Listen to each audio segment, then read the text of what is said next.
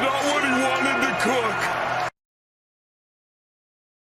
So we officially start a new era of IndyCar as IndyCar heads into the hybrid era for the first ever race on the schedule for these new hybrid cars at the Honda 200 at Mid-Ohio. Mid-season switch proved to be an interesting start for the new era and a shift in how the season could look going forward. And after a slower news week, everyone's favorite and most loyal IndyCar team, Arrow McLaren, decided to make changes this weekend as they'd announced that next year Alexander Rossi would be booted out and in comes Christian Lundgaard with a multi-year deal, creating a team of Pato, Nolan Siegel, and Christian Lundgaard.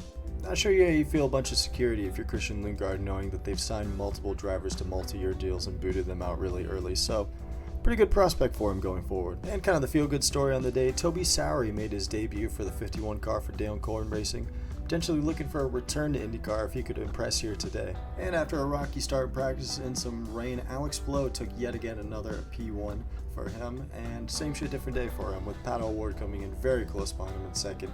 The battle that would kind of define the weekend and especially race day. Some other great kind of eye-catching things from qualifying was David Malukas getting a third place start in the race, another great weekend for him, and Christian Rasmussen, the rookie, getting his first top 10 qualifying finish in the IndyCar series, starting the race out in ninth. And as the good news comes in, the bad news must come in as well, as Marcus Armstrong, Felix Rosenqvist, and Pietro Fittipaldi were all hit with 6th position grid penalties for unapproved engine changes for a test last month, as the IndyCar era is already primed for a great start. And before we could go green, disastrous day for Scott Dixon as his car has engine issues out in turn 5 and ending what could have been a really good day for him, and a very big hit for the overall point standings for him. And we finally went green as Alex Palou took a very big jump early into the race, creating a big distance between him and Pato O'Ward by almost 6 seconds. And the top 3 pretty much ran Alex Palou, Pato O'Ward, and David Malukas for a while.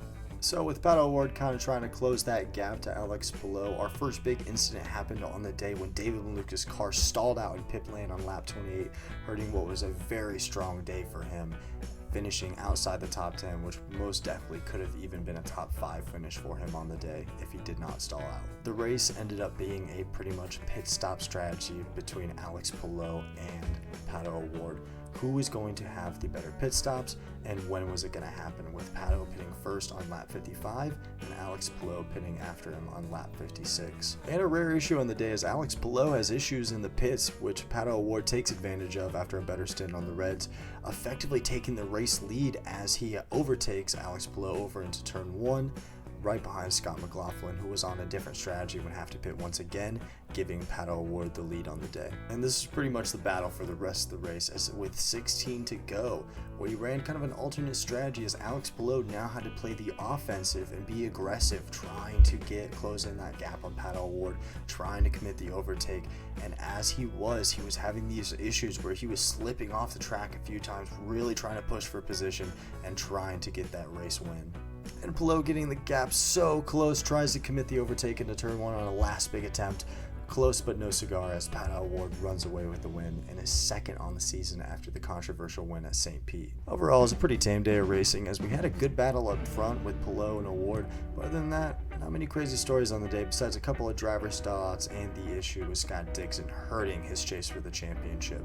And a troubling day for Team Penske as Scott McLaughlin's kind of the only good key point of the weekend for them, as Will Power had a quiet finish of 11th after a couple struggles on the day, and Joseph Newgarden decides to collect 3 penalties on the day, with 2 drive-through penalties and a stop-and-go penalty, all within 3 laps, dropping him to 25th. Another disastrous day for him as the Indy 500 hangover continues. So the other finishes on the day, Colt Nerda had a strong day in 4th.